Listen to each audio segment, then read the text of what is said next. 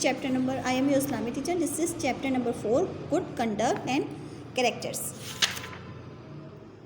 माइजरनेस हमने पहले जेनरॉसिटी पे डिस्कस किया था, अब हम माइजरनेस पे कर रहे हैं.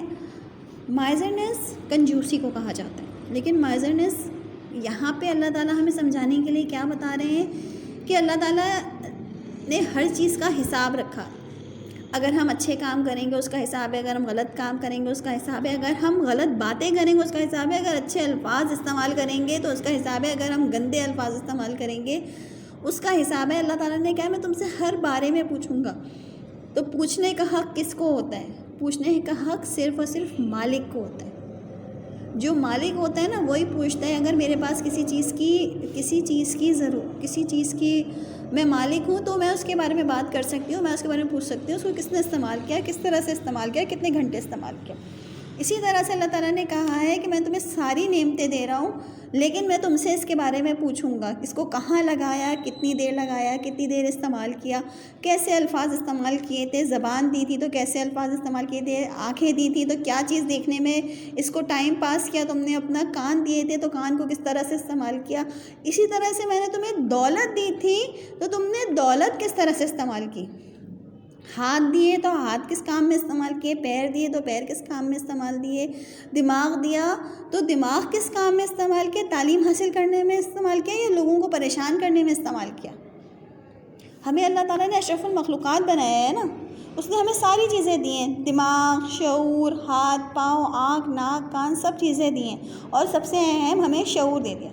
शऊर देने का मतलब है कि उसने फिर हिसाब रख दिया कि अगर ये सब नेमतें मैं तुम्हें दे रहा हूँ तो इनका तुम्हें मुझे हिसाब देना है मेरे पास वापस आकर.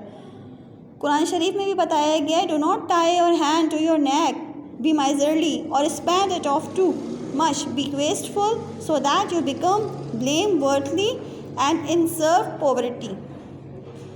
जब अल्लाह ताला ने कह दिया है कि तुम्हें जो मैंने दिया है वो तुम्हें मेरी तरफ से मिला है. हम मुसलमानों का अक़ीदा क्या है, एक पत्ता भी जो है वो अल्लाह के हुक्म के बग़ैर हिलता नहीं है. अल्लाह के हुक्म के बग़ैर अगर कोई चीज़ हिलती नहीं है, अल्लाह के हुक्म के बग़ैर अगर कोई काम नहीं हो रहा है तो इसका मतलब क्या है कि हमारे पास जो सामान है, जो चीज़ें हैं, जो सहूलतें हैं वो भी हमें अल्लाह के हुक्म से दी गई हैं. और अल्लाह ताला का हुक्म होगा तो वो हमसे वापस ले सकता है. तो जो हमें अल्लाह ताला ने दिया है हमें उसको वैसे ही इस्तेमाल करके और ज़्यादा से ज़्यादा लोगों को उससे फ़ायदा पहुंचा के ज़िंदगी गुजारनी चाहिए.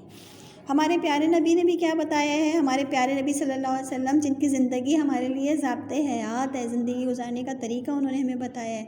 अल्लाह ताला ने उन्होंने भी यही कहा है कि तुम्हारी दौलत सबसे पहले किसका हक़ है, सबसे अच्छा अफजल सदका. हुजूर पाक ने क्या कहा है, अफजल सदका क्या है, अफजल सदका अपनी औलाद को अच्छा पहनाओ, अच्छा खिलाओ, उनकी अच्छी तरबियत करो, उनको अच्छी तालीम दिलाओ.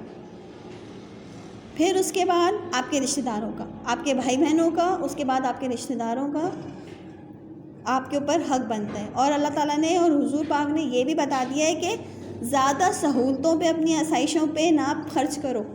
आसाइशों पे खर्च किया तो तुम नुकसान की तरफ जाओगे. मॉडरेशन पाकिस्तान मुसलमान का ट्रेडमार्क है. मॉडरेशन जो है वो सबसे पहले मुसलमानों ने बताया है कि किस तरह से लोगों को अपनी ज़िंदगी गुजारनी चाहिए. पहले लोगों में आप लोगों को पता ही होगा, इस्लाम से पहले लोगों में इतना शऊर ही नहीं था.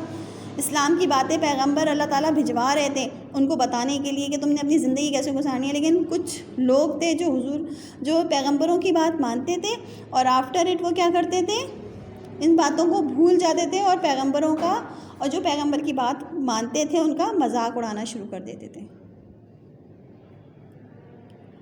फिर आखिर में अल्लाह ताला ने हमारे प्यारे नबी सल्लल्लाहु अलैहि वसल्लम को भेजा कि तुमने इनको ये सिखाना है कि ज़िंदगी गुजारनी कैसे है,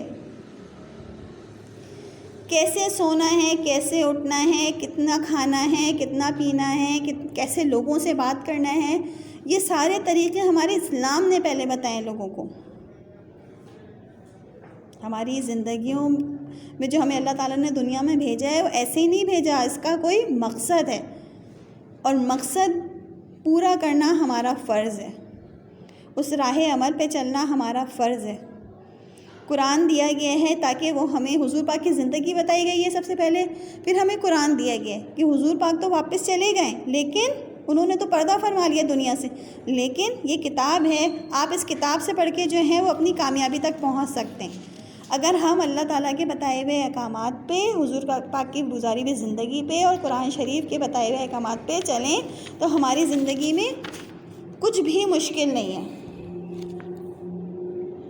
لیکن یہ کہ ہم سچے دل سے، سچے عقیدے سے، اللہ کی ذات سے کو حاضر ناظر مانتے ہوئے اپنے فرائض پورے کریں۔ ہم اپنے حق کے لیے تو بہت لڑتے ہیں، اپنے حق کے لیے تو بہت بولتے ہیں، لیکن کیا ہم اپنے فرائض کو اتنے بہتر طریقے سے کر رہے ہیں؟ ماڈرن لائف کا مقصد یہ ہے کہ آپ اپنے فرائض کو بھی اچھی طرح سے نبھائیں، اپنے آپ کو چار دیواری میں بند نہ کر لیں کہ نہیں بھائی میں تو مصروف ہوں، یا میرے پاس ٹائم نہیں ہوتا، یا تو میں صبح نکلتا ہوں میں رات کو آتا ہوں تو میں کیسے ان سب چیزوں کو دیکھوں۔ نہیں، آپ کے ساتھ رہنے والے آپ کے فرائض میں آپ کے ساتھ مدد دیں، جیسے آپ کی وائف ہے، آپ کے بچے ہیں، اگر آپ کام پہ چلے گئے تو ان کی ڈیوٹی لگائیں کہ وہ آپ کے فرائض کو پورا کرنے، جیسے آپ ان کے فرائض پورے کرو ویسے ان پہ بھی فرض بنتا ہے کہ وہ بھی آپ کے فرائض پورے ہونے میں مدد کریں۔ Thank you very much.